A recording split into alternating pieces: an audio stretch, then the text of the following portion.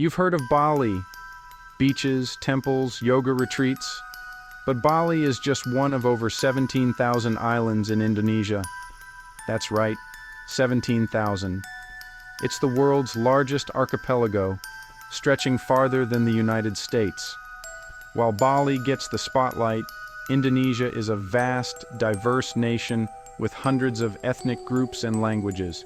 From Borneo's jungles to Java's volcanoes and Papua's remote highlands, this country is a mosaic of cultures. To understand Indonesia, we need to look beyond Bali and dive into its epic history. The story of Indonesia is about movement, people, ideas, and power shifting across the seas for thousands of years. Ancient humans crossed land bridges, sailors traded spices and ideas, and empires rose and fell. It's a story of struggle for resources, freedom, and identity. Global forces, trade, religion, colonialism, shape these islands and their people. So, let's explore the history of the other 16,999 islands. Our journey starts before countries or kings, when the world itself looked different. The first Indonesians left their mark in fossils and ancient tools. These early pioneers set the stage for the incredible diversity that defines Indonesia today. Their arrival marks the true beginning of this remarkable story. The first people here arrived during the Ice Age, when land bridges connected the islands to Asia. Homo erectus, or Java man, walked in over 1 million years ago, followed by modern humans about 40,000 years ago. These early settlers adapted to jungles, coasts, and mountains, leaving behind cave art and tools. Around 2000 BCE, Austronesian sailors arrived, bringing rice farming, animals, and advanced boats. Their migration connected Indonesia to a vast Austronesian world, from Madagascar to the Pacific. Indonesia's location made it a crossroads for trade between India and China. Sailors brought not just goods, but also new ideas, especially Hinduism and Buddhism. These influences set the stage for powerful kingdoms to rise. Trade made coastal chieftains rich, and by the 7th century, Srivijaya in Sumatra became a maritime empire. Srivijaya controlled key straits, taxed trade, and became a Buddhist learning center. Its influence stretched across Southeast Asia, but pirate attacks and rival kingdoms weakened it. Power shifted to Java, where Majapahit rose in 1293. Majapahit, led by Gajah Mada, united much of Indonesia and parts of Malaysia and the Philippines. This era is remembered as a golden age of unity and culture. Majapahit built temples and fostered literature, but internal conflict and the rise of Islam weakened it. Islamic sultanates grew along Java's coast, chipping away at Majapahit's power. By the early 1500s, Majapahit had collapsed, and a new era began. Islam and global trade would soon transform the islands again. Islam arrived gradually, brought by traders from Persia, India, and Arabia. Port cities in Sumatra and Java embraced Islam, blending it with local traditions. Islamic sultanates like Demak and Mataram grew rich on the spice trade. By the 1500s, Islam was dominant across most of Indonesia. Then came the Europeans, first the Portuguese, then the Spanish, drawn by the legendary spices of Maluku. Spices like cloves and nutmeg were worth more than gold in Europe. The Portuguese tried to control the trade by force, clashing with local sultanates.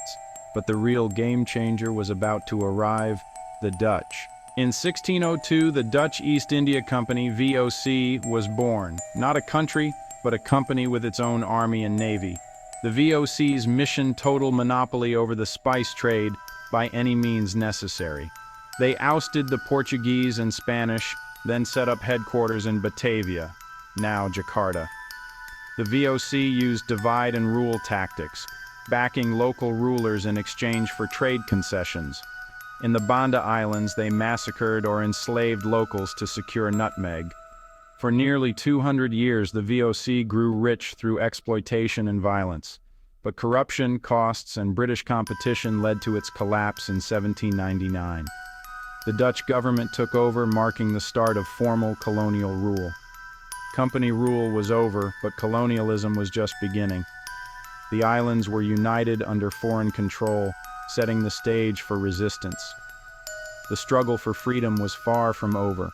After the VOC, the Dutch imposed direct rule and introduced the cultivation system in 1830. Indonesian farmers were forced to grow cash crops for export, leading to famine and poverty. The system enriched the Netherlands but devastated local communities. Resistance flared across the islands, most famously the Java War led by Prince Diponegoro. Despite fierce opposition, the Dutch expanded their control, conquering Bali, Lombok, Aceh, and more. By the early 1900s, the Dutch ruled all of modern Indonesia. This unity was forged by conquest, not consent, fueling resentment and a desire for independence. The seeds of nationalism were being sown. By the 1900s, criticism of Dutch rule grew, leading to the ethical policy meant to improve welfare through education and infrastructure. In reality, benefits were limited and mostly served Dutch interests. But Western education exposed Indonesians to new ideas: liberty, democracy, and nationalism.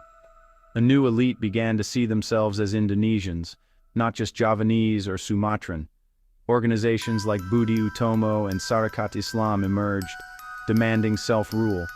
Sukarno, a charismatic leader, co-founded the Indonesian National Party in 1927, calling for independence.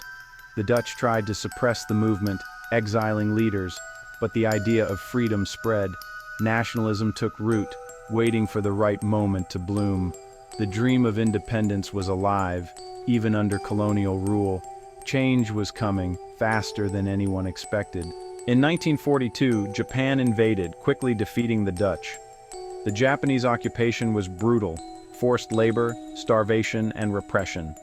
But they also promoted Indonesian nationalism, putting leaders like Sukarno in charge and training local militias. Ironically, Japan's policies empowered the independence movement. By 1945, Japan was defeated, leaving a power vacuum. Indonesian youth urged Sukarno and Hatta to declare independence before the Dutch could return. The stage was set for a bold proclamation. The dream of a free Indonesia was about to become reality. The world was about to witness a new nation's birth. The struggle for independence was reaching its climax. On August 17, 1945, Sukarno and Hatta declared Indonesia's independence. The news spread like wildfire, igniting a revolution. The Dutch tried to return, sparking a 4-year war for independence. Indonesians fought fiercely, and international pressure mounted on the Dutch. In 1949, the Netherlands finally recognized Indonesia's sovereignty.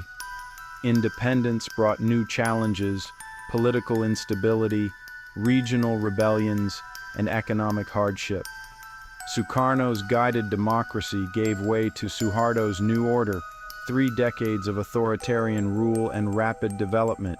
In 1998, pro-democracy protests ended Suharto's regime, ushering in a new era.